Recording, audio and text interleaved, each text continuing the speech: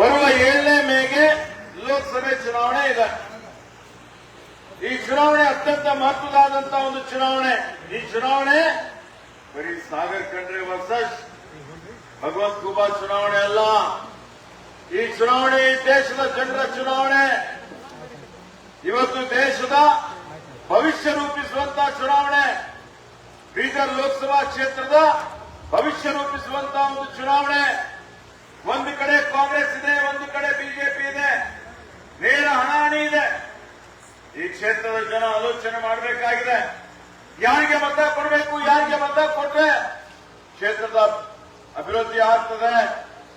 ಆತ್ಮೀಯ ಬಂಧುಗಳೇ, ಇವತ್ತು 10 ವರ್ಷ ಕೆಳಗಡೆ ಬಿಜೆಪಿ ಅಧಿಕಾರಕ್ಕೆ ಬಂತು.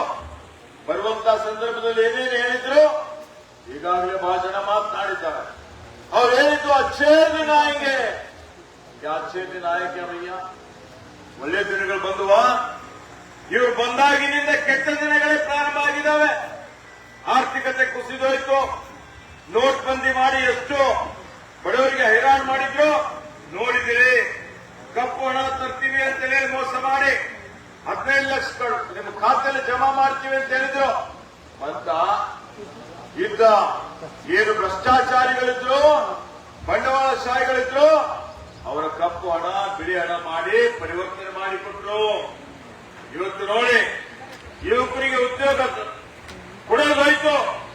ಈ ಉದ್ಯೋಗ ಎಲ್ಲ ಇವತ್ತು ಸಿಕ್ಕೊಂಡು ಬಿಟ್ರು. ಅದೇ ರೀತಿಯಲ್ಲಿ ರೈತರ ಆತ್ಮಹತ್ಯೆಗಳು ಹೆಚ್ಚಿಗೆ ಆದವು. ಗೊಬ್ಬರ ಬೆಲೆ ಜಾಸ್ತಿ ಆಯಿತು, ಪೆಟ್ರೋಲ್ ಬೆಲೆ ಜಾಸ್ತಿ ಆಯಿತು, ಡೀಸೆಲ್ ಬೆಲೆ ಜಾಸ್ತಿ ಆಯಿತು, ಜೀವನಾವಶ್ಯಕ ವಸ್ತುಗಳ ಬೆಲೆ ಜಾಸ್ತಿ ಆಯಿತು. ಬೆಲೆಗಳೆಲ್ಲ ಗಗನಕ್ಕೇರಿ ಜನ ಇವತ್ತು ಪರಿತಪಿಸಿದ್ದು ನಾವು ನೋಡ್ತಾ ಇದ್ವಿ. ಬಡವರ ಮೇಲೆ ಪ್ರಹಾರದ ಮೇಲೆ ಪ್ರಹಾರ. ಅದೇ ಬರೀ ಶ್ರೀಮಂತರಿಗಾಗಿ ಕಾಯ್ದೆಗಳು, ಕಾನೂನುಗಳೆಲ್ಲವನ್ನು ರೂಪಿಸಿದ್ರು. ಕಾಂಗ್ರೆಸ್ ಅಧಿಕಾರಕ್ಕೆ ಇದ್ದಂತಹ ಸಂದರ್ಭದಲ್ಲಿ ನಿರ್ಮಾಣ ಮಾಡಿದಂತ ಎಲ್ಲಾ ಆಸ್ತಿಗಳು, ಸಾರ್ವಜನಿಕರ ಸಂಪತ್ತು, ಸಾರ್ವಜನಿಕ ಉದ್ದಿಮೆಗಳು, ಏರ್ಪೋರ್ಟ್ ಮಾರಾಟ ಆಯಿತು, ಬಂದರುಗಳು ಮಾರಾಟ ಆಯಿತು, ಬಿಎಸ್ಎನ್ಎಲ್ ಹಾಳು ಮಾಡಿದ್ರು. ಇವತ್ತೇನೇನು ಖಾಸಗೀಕರಣ ಮಾಡಿದ್ರು ನೋಡ್ತಾ ಇದ್ದೀರಿ. ಇವತ್ತು ಒಬ್ಬೊಬ್ಬ ವ್ಯಕ್ತಿ ಮೇಲೆ ಸಾಲ ಎಷ್ಟಾಯ್ತು 10 ವರ್ಷದಲ್ಲಿ ನೋಡಿದ್ದೀರಾ? ಯಾರು ಪ್ರಜ್ಞಾವಂತ ಮತದಾರರು ಆಲೋಚನೆ ಮಾಡಬೇಕು. ಇವತ್ತು 2014ರವರೆಗೆ ಈ ದೇಶದ ಮೇಲೆ ಕೇಂದ್ರ ಸರ್ಕಾರ ಸಾಲ ಮಾಡಿದ್ದು 50 ಲಕ್ಷ ಕೋಟಿ. ಆದರೆ ಇವತ್ತು ಬಿಜೆಪಿ ಸರ್ಕಾರ ಕೇಂದ್ರದಲ್ಲಿ ಅಧಿಕಾರಕ್ಕೆ ಬಂದ ಮೇಲೆ ಇವರು ಮಾಡಿದ್ದು 185 ಲಕ್ಷ ಕೋಟಿ. ಅಂದರೆ 10 ವರ್ಷದಲ್ಲಿ ಇವರು 135 ಲಕ್ಷ ಕೋಟಿ ರೂಪಾಯಿ ಸಾಲ ಮಾಡಿದ್ದು. ಮಲ್ಲಿಕಾರ್ಜುನ್ ಖರ್ಗೆಜಿಯವರು, ಸೋನಿಯಾಜಿಯವರು, ರಾಹುಲ್ ಗಾಂಧಿಯವರ ಮಾರ್ಗದರ್ಶನದಲ್ಲಿ ಇವತ್ತು ಸಿದ್ದರಾಮಯ್ಯಜಿ ಮತ್ತು ಡಿ ಕೆ ಶಿವಕುಮಾರ್ ಅವರು ನಾವೆಲ್ಲ ಸೇರಿ ನಿಮಗೆ ಗ್ಯಾರಂಟಿಗಳನ್ನು ಹೇಳಿದ್ದೇವೆ. ಎಲ್ಲಾ ಗ್ಯಾರಂಟಿಗಳ ಅನುಷ್ಠಾನಕ್ಕೆ ತಂದಿದ್ದೇವೆ. ಕೊಟ್ಟ ಭರವಸೆ ಈಡೇರಿಸಿದ್ದೇವೆ. ಇವತ್ತು ಗೃಹಲಕ್ಷ್ಮಿ, ಶಕ್ತಿ ಯೋಜನೆ, ಯುವನಿಧಿ ಯೋಜನೆ, ಅನ್ನಭಾಗ್ಯ ಯೋಜನೆ, ಇವತ್ತು ಗೃಹ ಭಾಗ್ಯ ಯೋಜನೆ, ಕರೆಂಟ್ ಫ್ರೀ ಮಾಡಿದ್ದು ಎಷ್ಟು ಜನ? ಈ ರಾಜ್ಯದ 7 ಕೋಟಿ ಜನರಲ್ಲಿ 4.5 ಕೋಟಿ ಜನರು ನಮ್ಮ ಒಂದು ಕಾರ್ಯಕ್ರಮಗಳ ಫಲಾನುಭವಿಗಳಿದ್ದಾರೆ. ಇವತ್ತು ಪ್ರತಿ ವರ್ಷ ಆಯವ್ಯಯದಲ್ಲಿ ಸುಮಾರು 55,000 ಕೋಟಿ ರೂಪಾಯಿ ಅನುದಾನ ಮೀಸಲಿಕ್ಕಿದ್ದೇವೆ. ಅರ್ಥ ಮಾಡಿಕೊಳ್ಳಿ. ಈ ಬೀದರ್ ಲೋಕಸಭಾ ಕ್ಷೇತ್ರದ ವ್ಯಾಪ್ತಿಯಲ್ಲಿ ಸುಮಾರು ಬರೀ ಒಂದು ಗೃಹಲಕ್ಷ್ಮಿ ಯೋಜನೆ ಅಡಿಯಲ್ಲಿ ನಾವು ಪ್ರತಿ ತಿಂಗಳ ಇವತ್ತು ಸುಮಾರು 4 ಲಕ್ಷ ಮಹಿಳೆಯರಿಗೆ, ಅಂದ್ರೆ 80 ಕೋಟಿ ರೂಪಾಯಿ, 80 ಕೋಟಿ 1,000 ಕೋಟಿ ರೂಪಾಯಿ ಮಹಿಳೆಯರಿಗೆ ಭ್ರಷ್ಟಾಚಾರ ಇಲ್ಲದೆ. ಅರ್ಥ ಮಾಡಿಕೊಳ್ಳಿ. ಅದಕ್ಕೆ ಆತ್ಮೀಯ ಬಂಧುಗಳೇ, ನೀವು ಹೋಗಿ ಮನೆ ಮನೆಗೆ ಪ್ರಚಾರ ಮಾಡಿ ಕೇಳಿ, ಮಹಿಳೆಯರಿಗೆ ಕೇಳಿ, ಎಲ್ಲಾ ಜನರಿಗೆ ನಿಮಗೆ ನಾವು ಕೊಟ್ಟಂತ ಗ್ಯಾರಂಟಿ ಬೇಕಾ ಅಥವಾ ಬಿಜೆಪಿ ಬೇಕಾ? ನಿಮ್ ಗ್ಯಾರಂಟಿಗಳು ಮುಂದುವರಿಬೇಕು. ಬಡವರ ಕಲ್ಯಾಣ ಆಗಬೇಕು. ನಮ್ಮ ಕಾರ್ಯಕ್ರಮಗಳು ಪ್ರತಿಯೊಬ್ಬರಿಗೂ ಮುಟ್ಟಬೇಕು. ಜನರ ಉದ್ಧಾರ ಆಗಬೇಕು ಅಂತ ಹೇಳಿದ್ರೆ ಯಾರಿಗೆ ಮತ ಹಾಕಬೇಕು? ಕಾಂಗ್ರೆಸ್ ಪಕ್ಷಕ್ಕೆ ಮತ ಹಾಕ್ಬೇಕಲ್ಲ? ಕೈ ಅಂತ ಹೇಳಿ ಕಾಂಗ್ರೆಸ್ಗೆ ಹಾಕ್ಬೇಕಲ್ಲ? ಅದಕ್ಕೆ ಆತ್ಮೀಯ ಬಂಧುಗಳೇ, ನೀವೆಲ್ಲ ಪ್ರಮುಖ ಕಾರ್ಯಕರ್ತರಿದ್ದೀರಿ. ಬೂತ್ಗಳ ಮಟ್ಟದ ನೀವೆಲ್ಲ ಪ್ರಮುಖ ಮುಖಂಡಗಳಿದ್ದೀರಿ. ಹೀಗಾಗಿ ನಿಮ್ಮ ಕರ್ತವ್ಯ ಇದೆ.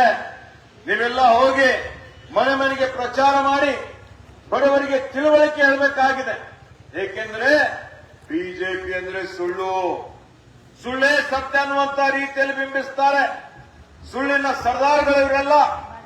ನಾನು ಮೊನ್ನೆ ಹೋಗಿದ್ದೆ ಒಂದು ಕ್ಷೇತ್ರಕ್ಕೆ, ಒಂದು ಹಳ್ಳಿಗೆ. ಹೋಗಪ್ಪ ಮಹಿಳೆಗೆ ಕೇಳಿದೆ, ಅಮ್ಮ 2,000 ಬರ್ತಾ ಇದೆಯಲ್ಲ? ಬರ್ತಾ ಇದೆ ಸರ್. ಮತ್ತೆ ಯಾರಿಗೆ ಮತ ಹಾಕ್ತೀರಿ? ಬಿಜೆಪಿಗೆ ಅಂದ್ರು. ಯಾಕೆ ಅಂದ್ರೆ 2,000 ರೂಪಾಯಿ ತಿಂಗಳಿಗೆ ಕೊಡ್ತಾ ಇದ್ದಾರೆ. ನೋಡಿ ಎಷ್ಟು ಮೋಸ. ಬಿಜೆಪಿ ಕಾರ್ಯಕರ್ತರು ನಮ್ಗಿಂತ ಮುಂಚಿತವಾಗಿ ಹೋಗಿ ಹೇಳ್ತಾ ಇದ್ದಾರೆ, ಇದು 2,000 ರೂಪಾಯಿ ಮೇಲಿನಿಂದ ಬರ್ತಾ ಇದೆ. ಮೇಲಿನಿಂದ ಬರ್ತಾ ಇಲ್ಲ, ಕೆಳಗಿನಿಂದ ಉದ್ಭವ ಆಗೋದಿಲ್ಲ. ಕಾಂಗ್ರೆಸ್ ಕೊಟ್ರೆ ಮಾತ್ರ ಬಡವರಿಗೆ ಬರ್ತದೆ. ಬಿಜೆಪಿ ಯಾವತ್ತಿಗೂ ಬಡವರ ಪರ ಸರ್ಕಾರ ಇಲ್ಲ. ಅರ್ಥ ಮಾಡಿಕೊಳ್ಳಿ. ಅದಕ್ಕೆ ನೀವೆಲ್ಲ ಜಾಗೃತರಾಗಿ ಮನೆ ಮನೆಗೆ ಹೋಗಿ ತಿಳುವಳಿಕೆ ಹೇಳಿ. ಅವ್ರು ಹೇಳಿದ್ರು ಗ್ಯಾರಂಟಿ ಕೊಡೋ ಹೊತ್ತಿಗೆ ಈ ಗ್ಯಾರಂಟಿಗಳ ಅನುಷ್ಠಾನ ಆದ್ರೆ ಕರ್ನಾಟಕ ರಾಜ್ಯ ಸರ್ಕಾರ ದಿವಾಳಿ ಆಗ್ತದೆ. ದಿವಾಳಿ ಆಯ್ತಾ? ಆಯ್ತೇನ್ರಿ? ಇವತ್ತು ಗ್ಯಾರಂಟಿಗಳು ಅನುಷ್ಠಾನ ಮಾಡ್ತಾ ಇದ್ದೇವೆ, ಅಭಿವೃದ್ಧಿನೂ ಮಾಡ್ತಾ ಇದ್ದೇವೆ. ಕಲ್ಯಾಣ ಕರ್ನಾಟಕಕ್ಕೆ 3,000 ಕೋಟಿ ಕೊಟ್ಟಿದ್ದೇವೆ ಹೋದ ಸಲ. ಈ ಸಲ ನಮ್ಮ ಪ್ರಣಾಳಿಕೆಯಲ್ಲಿ ಹೇಳಿದ್ದೇವೆ 5,000 ಕೋಟಿ ಕೊಡ್ತೇವೆ ಅಂತ ಹೇಳಿ. ಕಾರ್ಯಾಧ್ಯಕ್ಷನಾಗಿ ನಾನೇ ಕಲ್ಯಾಣ ಕರ್ನಾಟಕದ ಒಂದು ಪ್ರಣಾಳಿಕೆ ತಯಾರು ಮಾಡಿದ್ದೆ ಖರ್ಗೆಜಿಯವರು ಬಂದಾಗ. ಈ ಸಲ ಮುಂದೆ ನಮ್ಮ ಸರ್ಕಾರ ಬಂದ್ರೆ 5,000 ಕೋಟಿ ಕೊಡ್ತೀವಿ ಅಂತೇಳಿ ಮುಖ್ಯಮಂತ್ರಿಗಳ ಕಡೆಯಿಂದ, ಡಿ.ಕೆ. ಶಿವಕುಮಾರ್ ಅವರ ಕಡೆಯಿಂದ ಸಿಗ್ನೇಚರ್ ತಗೊಂಡಿದ್ದೇವೆ.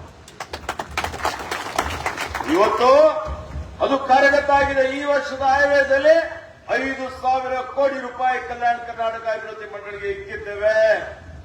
ಪ್ರತಿ ಕ್ಷೇತ್ರಕ್ಕೆ ಇವತ್ತು ನೋಡಿ ಸುಮಾರು 100 ಕೋಟಿಗಿಂತಲೂ ಜಾಸ್ತಿ ಅನುದಾನ ಕಲ್ಯಾಣ ಕರ್ನಾಟಕ ಅಭಿವೃದ್ಧಿ ಮಂಡಳಿಯಲ್ಲಿ ವಿಶೇಷ ಅನುದಾನ ಬರ್ತದೆ. ಅದರ ಕೀರ್ತಿ ಯಾರಿಗೆ ಸಲ್ಲಬೇಕು? ಅದರ ಶ್ರೇಷ್ಠ ಯಾರಿಗೆ ಸಲ್ಲಬೇಕು? ಸಂವಿಧಾನ ಅನುಚ್ಛೇದ 371ಕ್ಕೆ ತಿದ್ದುಪಡಿ ತಂದ್ರಲ್ಲ, ಮನಮೋಹನ್ ಸಿಂಗ್ರವರು, ಸೋನಿಯಾ ಗಾಂಧಿ ಅವರು ಇದ್ದಾಗ ನಮ್ಮ ನಾಯಕರಾದಂತಹ ಮಲ್ಲಿಕಾರ್ಜುನ್ ಖರ್ಗೆಜಿಯವರು, ದಿವಂಗತ ಧರಮ್ ಸಿಂಗ್ ಅವರ ಪ್ರಯತ್ನದಿಂದ ಇದು ಆಗಿತ್ತು. ಕಲ್ಯಾಣ ಕರ್ನಾಟಕ ಜನ ಕಾಂಗ್ರೆಸ್ ಪಕ್ಷಕ್ಕೆ ಯಾವತ್ತಿಗೂ ಮರಿಬಾರದು.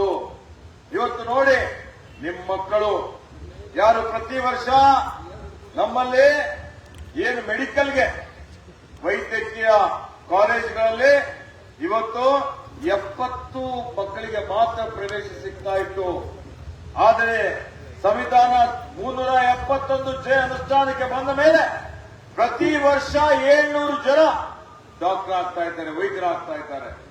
ಇದು ಯಾರಿಗೂ ಹೋಗ್ಬೇಕು ಸರ್ ಕೀರ್ತಿ? ಆತ್ಮೀಯ ಬಂಧುಗಳೇ, ಇಷ್ಟೊಂದು ಸಂಖ್ಯೆಯಲ್ಲಿ ಡಾಕ್ಟರ್ ಆಗ್ತಾ ಇದ್ದಾರೆ, ಇಂಜಿನಿಯರ್ ಆಗ್ತಾ ಇದ್ದಾರೆ, ವಿಜ್ಞಾನಿಗಳಾಗ್ತಾ ಇದ್ದಾರೆ, ಸರ್ಕಾರಿ ನೌಕರಿಗಳು ಸಿಗ್ತಾ ಇದೆ, ವಿಶೇಷ ಅನುದಾನ ಬರ್ತಾ ಇದೆ ಅಂದ್ರೆ ಅದಕ್ಕೆಲ್ಲ ಕಾರಣ ಕಾಂಗ್ರೆಸ್ ಸರ್ಕಾರ. ನಾವೆಲ್ಲ ಮಾಡಿದ್ದು ಅಂತ ನಾವೆಲ್ಲ ಅರ್ಥ ಮಾಡಿದ್ದೇವೆ. ಅದಕ್ಕೆ ಆತ್ಮೀಯ ಬಂಧುಗಳೇ, ಇವತ್ತು ನಾನು ಹೆಚ್ಚಿನ ಸಮಯ ತೆಗೆದುಕೊಳ್ಳದೆ, ಇವತ್ತೇನು ನೀವೆಲ್ಲ ನೋಡ್ತಾ ಇದ್ದೀರಿ, ಭಗವಂತ ಖೂಬಾಗೆ ಆಳಂದ ಕ್ಷೇತ್ರದ ಜನ ಬಹಳ ವಿಶೇಷ ಮಮತೆ ತೋರಿಸಿದ್ರು. ಯಾವ ಕಾರಣಕ್ಕೆ ಗೊತ್ತಿಲ್ಲ. ಆದರೆ ಸತತವಾಗಿ 2 ಲೋಕಸಭೆ ಚುನಾವಣೆಯಲ್ಲಿ ಇವತ್ತು ಸುಮಾರು 20-30 ಸಾವಿರ ಬಹುಮತ ಕೊಟ್ಟಿದ್ದೀರಿ. ಆಯ್ತು. ಆದರೆ ಈಗ ನೀವೇನು ಅವ್ರಿಗೆ ಬೆಂಬಲ ಕೊಟ್ಟಿದ್ದೀರಿ, ನಿಮ್ಮ ನಿರೀಕ್ಷೆಗೆ ತಕ್ಕಂತೆ ಅವರು ಸೇವೆ ಮಾಡಿದಾರಾ? ನಿಮಗೆ ಅವರು ಸಮಯ ಕೊಟ್ಟಿದ್ದಾರಾ? ಲೋಕಸಭಾ ಕ್ಷೇತ್ರದಲ್ಲಿ ಏನಾದರೂ ಅವ್ರ ಕೊಡುಗೆ ಇದೆಯಾ? ಶೂನ್ಯ ಕೊಡುಗೆ. ಈ ಮಾರ ಏನು ಮಾಡಲಿಲ್ಲ, ಬರೀ ಸುಳ್ಳು. ಇವತ್ತು ನೋಡಿ, ಸ್ವಪಕ್ಷರಿಂದಲೇ ತಿರಸ್ಕಾರ ಆಗಿದ್ದಂತವರು ಇವತ್ತು ಬಿಜೆಪಿಯ ಕಾರ್ಯಕರ್ತರೇ ಇವತ್ತು ಅವರಿಗೆ ಹಿಡಿಶಾಪ ಹಾಕ್ತಾ ಇದ್ದಾರೆ. ಬೀದರ್ನಲ್ಲಿ ಬಿಜೆಪಿಯ ಶಾಸಕ ಅವರೇ ಘೋಷಣೆ ಕೂಗ್ತಾ ಇದ್ದಾರೆ, ಹೂಬಾ ಹಟಾವ್ ಬೀದರ್ ಬಚಾವ್. ಇವತ್ತು ನೋಡಿ, ಅವ್ರದೇ ಕಾರ್ಯಕರ್ತರು. ಅಂದರೆ ಈ ವ್ಯಕ್ತಿಗೆ ರಾಜಕೀಯದಲ್ಲಿ ಬಂದು ಯಾರ್ದೋ ಹೆಸರು ಮೇಲೆ ಗೆದ್ದು ಬಂದು ಇವತ್ತು ಜನರ ಮೇಲೆ ದರ್ಪ ಮಾಡುವಂಥದ್ದು, ಲೂಟಿ ಮಾಡುವಂಥದ್ದು, ಭ್ರಷ್ಟಾಚಾರ ಮಾಡುವಂಥದ್ದು, ತಾನೇ ಪರಿವಾರವಾದ ಮಾಡಿ ತನ್ನ ಅಣ್ಣ ತಮ್ಮಂದಿರಿಗೆ, ತನ್ನ ಪರಿವಾರದವರಿಗೆ ಗುತ್ತಿಗೆದಾರನಾಗಿ ಮಾಡಿ ನೈಜವಾದಂತಹ ಗುತ್ತಿಗೆದಾರರಿಗೆ ಅನ್ಯಾಯ ಮಾಡಿ, ಬಡವರಿಗೆ ಅನ್ಯಾಯ ಮಾಡಿ, ಕಳಪೆ ಮಟ್ಟದ ಕಾಮಗಾರಿ ಮಾಡಿ, ಇವತ್ತು ಭ್ರಷ್ಟಾಚಾರ ಎಸಗಿ ಮತ್ತೆ ಇವರು ಹೇಳ್ತಾರೆ ಈ ಖಂಡ್ರೆ ಪರಿವಾರದವರು ಪರಿವಾರವಾದ ಮಾಡ್ತಾ ಇದ್ದಾರೆ. ಇವರಿಗೆ ನಾಚಿಕೆ ಆಗಬೇಕು. ಈಗ ಆತ್ಮೀಯ ಬಂಧುಗಳೇ, ಏನೇ ಹೇಳಿದ್ರು ಬರೀ FM ರೇಡಿಯೋ ತರ್ತೀನಿ ಅದು ಬಂದಿಲ್ಲ, ಸಿಪೆಟ್ ಕಾಲೇಜ್ ತರ್ತೀನಿ ಅದು ಬಂದಿಲ್ಲ. ಇವತ್ತು ನೋಡಿ ಇವ್ರು ಹೇಳಿದ್ರು ಬಿಜೆಪಿಯವರು 2022 ಒಳಗಾಗಿ ಈ ದೇಶದಲ್ಲಿರುವಂತಹ ಎಷ್ಟು ಗುಡಿಸಲುಗಳಿದ್ದಾವೆ ಅವೆಲ್ಲವನ್ನು ಮುಕ್ತ ಮಾಡಿ ಪಕ್ಕಾ ಮನೆ ಕಟ್ಕೊಡ್ತೀವಿ ಅಂತ ಹೇಳಿದ್ರು. ಮನೆ ಮಂಜೂರಿ ಮಾಡಿದ್ರ? ಈಗ ಅಳಂದ್ ಗುಡಿಸಲು ಮುಕ್ತ ಆಗಿದೆ ಕೇಳಬೇಕಲ್ಲ ಅವರಿಗೆ. ಏನಾದ್ರೂ ಮನೆ ಕೊಟ್ರೆ ಅದು ಬರೀ ಕಾಂಗ್ರೆಸ್ ಪಕ್ಷ ಕೊಟ್ಟಿದೆ, ಬಿಜೆಪಿ ಮನೆ ಕೊಟ್ಟಿಲ್ಲ. ಮನೆ ಮನೆಗೆ ಹೋಗಿ ಹೇಳಬೇಕು ನಾವೇ ಕೊಟ್ಟಿದ್ದೇವೆ, ಮತ್ತೀಗ ನಮ್ಮ ಸರ್ಕಾರದ ವತಿಯಿಂದ ಮುಂದೆ ಅಳಂದಕ್ಕೂ TR ಪಾಟೀಲ್ ಸಾಹೇಬರು ಪ್ರಯತ್ನ ಮಾಡಿ ಮನೆ ಮಂಜೂರಿ ಮಾಡಿ ಮನೆ ಇಲ್ಲದವರಿಗೆ ಮನೆ ಕೊಡುವಂತಹ ಕಾರ್ಯಕ್ರಮ ನಾವು ರೂಪಿಸಿದ್ದೇವೆ, ಮಾಡ್ತೀವಿ. ಇದಕ್ಕೆ ಆತ್ಮೀಯ ಬಂಧುಗಳೇ, ಇವರೇನೂ ಮಾಡದೇ ಇದ್ದವರು ಮೆರೀತಾ ಇದ್ದಾರೆ. ಇವರಿಗೆ ಕೆಳಗಡೆ ಇಳಿಸಬೇಕಲ್ಲ. ನೋಡಿ, ಇವರು ಸರ್ವಾಧಿಕಾರಿ ಧೋರಣೆ. ಒಬ್ಬ ಹಾಲಿ ಮುಖ್ಯಮಂತ್ರಿಯನ್ನೇ ಬಂಧಿಸಿ ಒಳಗಾಗ್ತಾರೆ. ಇವತ್ತು ಯಾರು ಪ್ರತಿಪಕ್ಷದಲ್ಲಿದ್ದವ್ರ ಮೇಲೆ ಐಟಿ, ಇವತ್ತು CBI, ED ದಾಳಿ ಮಾಡಿ ಇವತ್ತು ಪ್ರತಿಪಕ್ಷದವರ ಧ್ವನಿ ಹತ್ತಿಕ್ಕುವಂತ ಕೆಲಸ ಮಾಡಿ ಪ್ರಜಾಪ್ರಭುತ್ವಕ್ಕೆ ಮಾರಕ ಆಗಿದ್ದಾರೆ. ಇವರ ಕಾರ್ಯಕಾಲದಲ್ಲಿ ಸಂವಿಧಾನ ಅಪಾಯದಲ್ಲಿದೆ, ಪ್ರಜಾಪ್ರಭುತ್ವ ಅಪಾಯದಲ್ಲಿದೆ. ಇಂಥವರಿಗೆ ಮತ್ತೆ ಅಧಿಕಾರ ಕೊಡ್ಬೇಕಾ? ಕೊಡ್ಬೇಕೇನ್ರಿ? ಇವತ್ತು ನಾವು ನಮ್ಮ ನಾಯಕರುಗಳು ಖರ್ಗೆಜಿಯವರು ಮತ್ತು ರಾಹುಲ್ ಗಾಂಧೀಜಿಯವರು ಮತ್ತೆ ಪಂಚ ನ್ಯಾಯ ಕೊಟ್ಟಿದ್ದಾರೆ. ನಾವು ಹೆಂಗ್ 5 ಗ್ಯಾರಂಟಿ ರಾಜ್ಯದಲ್ಲಿ ಕೊಟ್ಟಿದ್ದೇವೆ, ಕೇಂದ್ರದಲ್ಲಿ ಕಾಂಗ್ರೆಸ್ ಸರ್ಕಾರ ಬಂದ್ರೆ ಏನ್ ಮಾಡ್ತೀವಿ ಅಂತ ಕೊಟ್ಟಿದ್ದೇವೆ. ಪ್ರತಿಯೊಂದು ಬಡ ಮಹಿಳೆ, ಒಂದು ಪರಿವಾರಕ್ಕೆ ಪ್ರತಿ ವರ್ಷ ನಾವೀಗ 24,000 ಕೊಡ್ಲತ್ತೇವಲ್ಲ, ನಮಗೆ 1,000 ಕೊಡ್ಲತ್ತೇವಲ್ಲ. ಯಾರಿಗೆ ಬಂದಿಲ್ಲ ಮುಂದೆ ಕೊಡ್ತೇವನ್ನ ಅರ್ಜಿ ಹಾಕ್ರಿ. ಈಗ ಚುನಾವಣೆದಲ್ಲಿ ಕೊಡ್ಲಿಕ್ಕೆ ಬರಲ್ಲ, ಚಿಂತೆ ಮಾಡ್ಬಿಡಿ. ಇಲ್ಲಿ ಗ್ಯಾರಂಟಿ ಅಧ್ಯಕ್ಷರು ಅದಕ್ಕೆ ಮಾಡಿ ಕೂಡ್ತೀನಿ ಅಂತ ಆಯ್ತಾ? ಯಾರ್ಯಾರಿಗೆ ಬಂದಿಲ್ಲ ಅವ್ರಿಗೆ ಕೊಡ್ಬೇಕು ಅಂತ ಹೇಳಿದ್ರೆ ಜೀಪ್ ತಗೊಂಡು ಕಾರ್ ತಗೊಂಡು ಎಲ್ಲ ಕಡೆ ಓಡಾಡ್ತಾರೆ. ಮನೆ ಮನೆಗೆ ಹೋಗಿ ಹೇಳ್ತಾರ ತಂಡ ಮಾಡಿ. ಯಾರಿಗೆ ಸಿಕ್ಕಾವ ಕೇಳ್ತಾರ, ಮುಂದೆ ಬೇಕಾ, ಮುಂದುವರಿಬೇಕಾ ಇಲ್ಲ. ಯಾರಿಗೆ ಸಿಕ್ಕಿಲ್ಲ ಅವ್ರಿಗೆ ಮುಂದೆ ಕೊಡಿಸ್ತೀವಿ ಅಂತ ಹೇಳ್ತೀವಿ. ಅದಕ್ಕೆ ಎಲ್ಲರೂ ನೀವು ಮನೆ ಮನೆಗೆ ಹೋಗ್ಬೇಕು. ಸುಮ್ ಕೂಡೋದು ಅಷ್ಟೇ ಇಲ್ಲ, ಬೇಕಲ್ಲ ಇವೆಲ್ಲ. ಬೇಕಂದ್ರೆ ಹೋಗ್ಬೇಕು. ಈಗ ನೋಡಿ ಬಸ್ಸಲ್ಲಿ ಫ್ರೀ ಓಡಾಡ್ತಾ ಇದ್ದೀರಾ? ಹೆಣ್ಮಕ್ಳು ಕೇಳಬಹುದು, ಹೆಣ್ಮಕ್ಳಿಗೆ ಕೊಟ್ಟಿರಿ, ನಮ್ಗೇನ್ ಕೊಟ್ಟಿರಿ? ಅವ್ರ ಬಸ್ ಹೋಗ್ಲತ್ತು ರೊಕ್ಕ ನೀವೇ ಕೊಡ್ಬೇಕಾಗಿದ್ದಿಲ್ಲ. ನಿಮ್ ರೊಕ್ಕ ಉಳಿತಾ ಇಲ್ಲ ಏನಪ್ಪಾ ಶರ್ಮ, ರೊಕ್ಕ ಉಳಿದುವ ಇಲ್ಲ. ಅದೇ ನಿಮ್ಗೂ ಸಹಾಯ ಮಾಡಿದಂಗೆ ಆಯ್ತು. ಅದಕ್ಕೆ ಆತ್ಮೀಯ ಬಂಧುಗಳೇ, ಇವತ್ತು ನೋಡಿ ಆಲೋಚನೆ ಮಾಡಿ, ಕೇಂದ್ರದಲ್ಲಿ ನಮ್ಮ ಸರ್ಕಾರ ಬಂದ್ರೆ ಮಹಿಳೆಯರಿಗೆ ಮಹಿಳಾ ಸಬಲೀಕರಣಕ್ಕೆ ಪ್ರತಿಯೊಂದು ಮಹಿಳಾ ಮುಖ್ಯವಾಗಿ ಯಾರು ಆ ಮನೆಯ ಯಜಮಾನಿ ಇದ್ದಾರೆ ವರ್ಷಕ್ಕೆ 1 ಲಕ್ಷ ರೂಪಾಯಿ ಕೊಡ್ತೀವಿ ಅನ್ನುವಂತ ಘೋಷಣೆ ಮಾಡಿದ್ದೇವೆ. ಯುವಕರಿಗೆ 1 ಲಕ್ಷ ರೂಪಾಯಿ ಅಪ್ರೆಂಟಿಸ್ಶಿಪ್ ಕೊಡ್ತೀವಿ, ತರಬೇತಿ ಕೊಡ್ತೀವಿ ಅಂತ ಹೇಳಿದ್ದೇವೆ. ರೈತರ ಸಾಲ ಮನ್ನಾ ಮಾಡ್ತೀವಿ ಅಂತ ಹೇಳಿ ಇವತ್ತು ಕಿಸಾನ್ ನ್ಯಾಯ ಅನುಷ್ಠಾನಕ್ಕೆ ತರ್ತೀವಿ ಅಂತ ಹೇಳಿದ್ದೇವೆ. ಇವತ್ತು ಪ್ರತಿಯೊಬ್ಬರು ಸಮಬಾಳು ಸಮಪಾಲು ಅನ್ನುವಂತ ರೀತಿಯಲ್ಲಿ ಸಾಮಾಜಿಕ ನ್ಯಾಯ ಕೊಡ್ತೀವಿ. ಪ್ರತಿಯೊಂದು ನಿರ್ಗತಿಕರಿಗೆ, ಸಮಾಜದಲ್ಲಿರುವಂತಹ ಕಟ್ಟ ಕಡೆ ವ್ಯಕ್ತಿಗೂ ಇವತ್ತು ಮೀಸಲಾತಿ ಕೊಡ್ತೀವಿ ಅಂತ ಹೇಳಿ ಘೋಷಣೆಯನ್ನು ಮಾಡಿದ್ದೇವೆ. ಇವತ್ತು ನೋಡಿ ಆಲೋಚನೆ ಮಾಡಿ, ಇವತ್ತು ಅನೇಕ ಗ್ಯಾರಂಟಿಗಳು ಕೇಂದ್ರದಲ್ಲಿ ಕೊಟ್ಟಿದ್ದೇವೆ. ಅವೆಲ್ಲ ಗ್ಯಾರಂಟಿ ಅನುಷ್ಠಾನ ಆಗಬೇಕಂದ್ರೆ ಯುವಕರು, ಮಹಿಳೆಯರು, ರೈತರು, ಕೃಷಿಕರು ಯಾರು ಉದ್ಯೋಗ ಖಾತ್ರಿ ಮಾಡ್ತೀರಿ? ಬಿಜೆಪಿ ಸರ್ಕಾರ ಬಂದ ಮೇಲೆ ಉದ್ಯೋಗ ಖಾತ್ರಿ ತಂದಿದ್ಯಾರು? ಉದ್ಯೋಗ ಖಾತ್ರಿ ತಂದಿದ್ದು ಕಾಂಗ್ರೆಸ್ ಸರ್ಕಾರ, ಸೋನಿಯಾ ಗಾಂಧಿಯವರು. ಆಹಾರ ಭದ್ರತೆ ಕಾಯ್ದೆ ತಂದಿದ್ಯಾರು? ಅದು ಕಾಂಗ್ರೆಸ್ ಸರ್ಕಾರ. ಅನ್ನಭಾಗ್ಯ ಕಾರ್ಯಕ್ರಮ ನೋಡ್ತಾ ಇದ್ದೀರಲ್ಲ, ನಿಮ್ಗೆ ರೂಪಾಯಿ ಹೊಂಟವ ಇಲ್ಲ. ಪ್ರತಿಯೊಬ್ಬರಿಗೆ 170 ರೂಪಾಯಿ ಕೊಡ್ತಾ ಇದ್ದೀವಿ. ನಿಮ್ಮ ಮನ್ಯಾಗ 5 ಜನ ಇದ್ರೆ 850 ರೂಪಾಯಿ ಬರ್ತದೆ. ಬರ್ತಾವ ಇಲ್ಲ? ನಿಮ್ ಖಾತೆ ಹೊಂಟವ ಇಲ್ಲ? ಯಾರು ಕೊಡ್ಲತ್ತವ? ಕಾಂಗ್ರೆಸ್ ಪಾರ್ಟಿ ಕೊಡ್ಲತ್ತ, ಮತ್ತೆ ಯಾರು ಕೊಡ್ಲತ್ತದ? ಕಾಂಗ್ರೆಸ್ ಪಾರ್ಟಿ ಕೊಡ್ತಾ ಇದೆ, ಅರ್ಥ ಮಾಡ್ಕೊಳ್ರಿ. ಹೇಳ್ಬೇಕಲ್ಲ ಎಲ್ಲರಿಗೆ. ಅದಕ್ಕೆ ನೋಡಿ ಇವೆಲ್ಲ ಮುಂದುವರಿಬೇಕಲ್ಲ.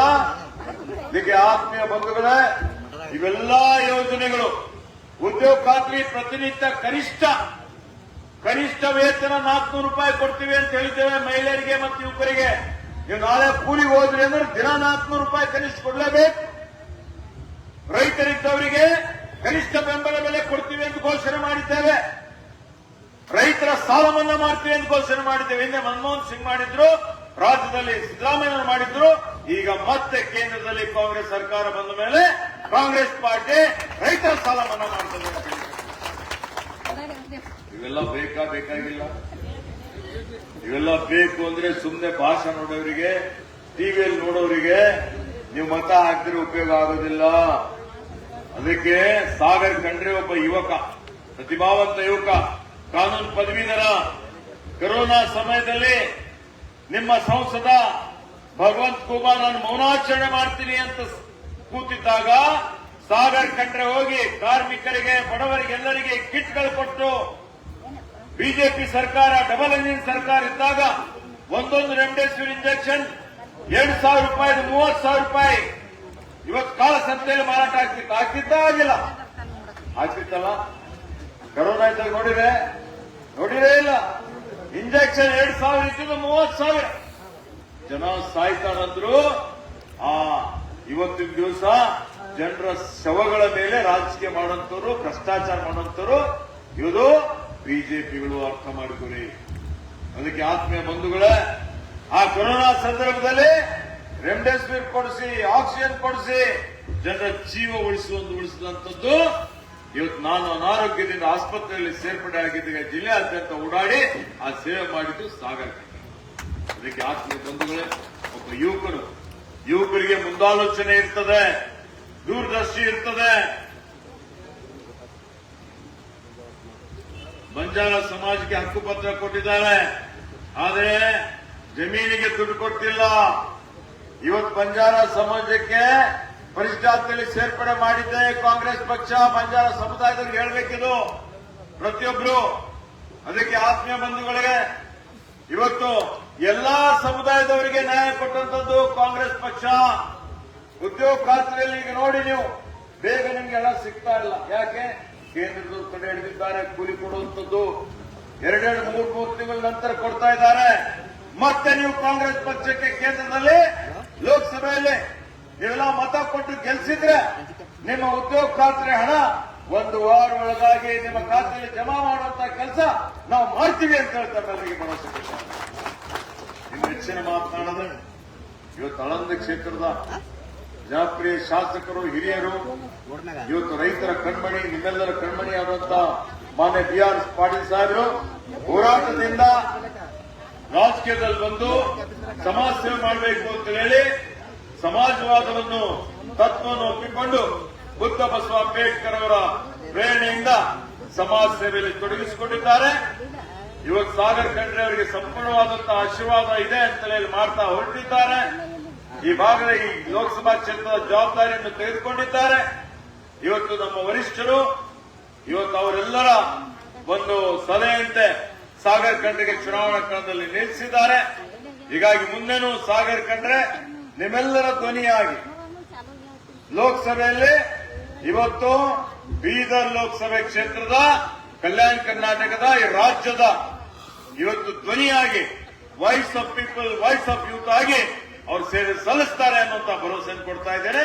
24/7 ನಿಮ್ ಸೇವೆ ಸಲ್ಲಿಸಲಿಕ್ಕೆ ಸದಾ ಸಿದ್ಧರಾಗಿರ್ತಾರೆ ಅನ್ನುವಂತ ಮಾತನ್ನು ಹೇಳುತ್ತಾ, ನಿಮ್ಮೆಲ್ಲರ ಹಿರಿಯರ BR ಪಾಟೀಲ್ ಸಾಹೇಬ್ ಜೊತೆಯಲ್ಲಿ ಇರುವಂತಹ ಎಲ್ಲಾ ಹಿರಿಯರ, ಅಜಯ್ ಸಿಂಗ್ ರವರಿದ್ದಾರೆ, ಇಲ್ಲಿ ರಹೀಂ ಖಾನ್ ಅವರಿದ್ದಾರೆ, ಅವರೆಲ್ಲರ ಮಾರ್ಗದರ್ಶನ ಪಡೆದುಕೊಂಡು ಇವತ್ತು ಮುಂದೆ ಕೆಲಸ ಮಾಡ್ತಾರೆ. ಎಲ್ಲಾ ಕಡೆ ಕಾಂಗ್ರೆಸ್ ಪಕ್ಷದ ಅಲೆ ಇದೆ. ಹೀಗಾಗಿ ಅವರ ಗೆಲುವು ಇವತ್ತು 100% ಸಾಧ್ಯ ಆಗ್ತದೆ. ಆಳಂದಲ್ಲಿ ಮಾತ್ರ ನೀವೆಲ್ಲ ಜಾಗೃತರಾಗಿ, ಹಿಂದೆ ಏನು 10 ವರ್ಷ ಭಗವಂತ ಖೂಬಾಗೆ ನೀವೆಲ್ಲ ಬೆಂಬಲ ಕೊಟ್ಟಿದ್ದಾರೆ ಆಳಂದ ಕ್ಷೇತ್ರದ ಜನ, ಅವರು